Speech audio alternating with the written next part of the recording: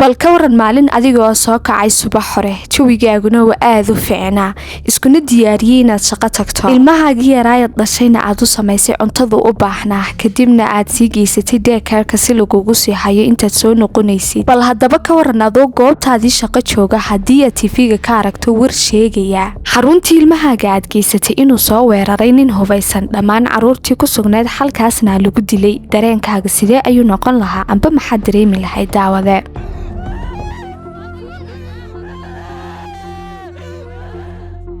xasuuq wadareedkii ugu foosha xumaa abid ee adduunka ka dhacay ayaa waxa loo geystay caruurtii Thailand oo da'doodu u dhaxaysay 2 sano ilaa 5 sano jir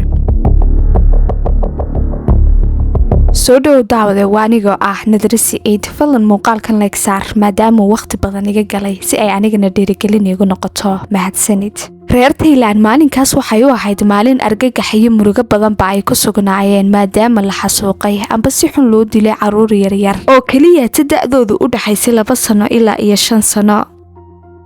ninkan aad u jeedaan magaciisu waa Banya Khamraab da'diisu waa 34 jir wuxuuna ahaa gaashaale sare oo ka tirsan ciidamada sidoo kale ninkani wuxuu ahaa xaasle haysta hal cunug oo dhalay inta ayna dhacdadani dhicin sanad ka hor ayaa ninkan shaqo fadhiisi lagu sameeyay kadib markii la ogaaday inuu ku lug leeyahay arrimo la xiriira noocyada kala duwan ee mukhaadaraadka amba daroogooyinka maxkamad ayaana la soo istaajiyay sidoo kale wuxuu ahaa ehlu sirkhaan yacni bahasha ayuu aad u badsan jiray haddaba sanadkii 2022 Oktoobar maalintuna ay ahayd maalin khamiisa wuxuu soo galay ninkani goob daycare center amba se xarun loogu talagalay in lagu xanaaneeyo ubadka da'doodu aadka u yar tahay waqtiguna wuxuu ahaa xiliyada duhurka sidoo kale maalinkaas waxaa da'ayay roobab aad u fara badan jawiguna wuxuu ahaa mid aad u xun taasoo sababtay in caruurtii iman jirtay goobtan tiradoodu ay sidii hore ka yaraato maalinkaas jawiga oo aad u xumaa darteed kaliyaata waxa joogay 30 caruura iyo macallimiintoodii waqtigaas caruurta meesha joogtay dhammaantoodba waxay ahaayeen qaar jiifa oo la seexiyay amba se hurda ninkani markuu soo galayna wuxuu ku hubaysnaa mindi iyo baaskoolad isla markiiba caruurtii meesha joogtay oo hurda ayuu mid kastaba mindida la dhacayay si xun u gelgelinayay wuxuu dilay 22 caruura dhammaantoodna ay ka wada yaraayeen 5 sano caruurtaas yaryar wuxuu u laayay si arxan daran oo axmaqnimo ku jirto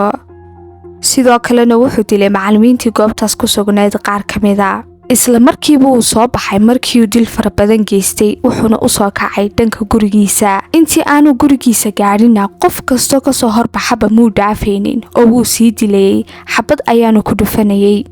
markii uu gurigiisa gaadhayna intaanu isdilin ka hor wuxuu dilay xaaskiisii iyo ilmihiisii yaraa markii dambana isaga ayaa nafta iska jaray oo wuu isdilay saacad gudaheed ayuu ninkaas wuxuu ku dilay 37 qof 22 ka midana ay ahaayeen caruur xasuuqan foosha xumi wuxuu ka dhacay Thailand reer Thailandna maalinkaas waxay u ahayd maalin murugo masiibana ay ku dhacday dhacdadani waxay noqotay dhacdadii ugu foosha xumeed adduunka ee abid ka dhacda laguna xasuuqay caruur yar yar oo da'doodu ka yarayd 5 sano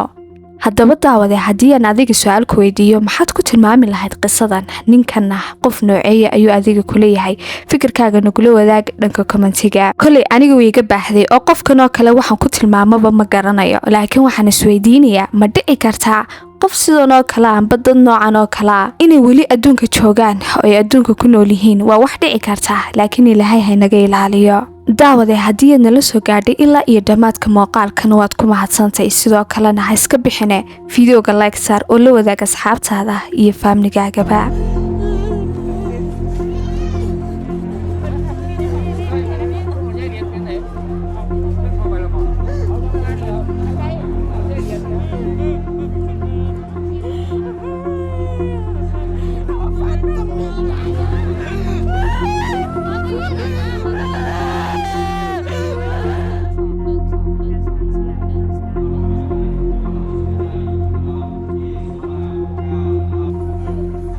In a knife and gun rampage at a daycare center. He didn't say anything. He shot at the door while the children were sleeping. He used his feet to kick the window, then he shot at the door. I thought he got inside. I ran to the kitchen behind. I was in shock. I didn't know what to do.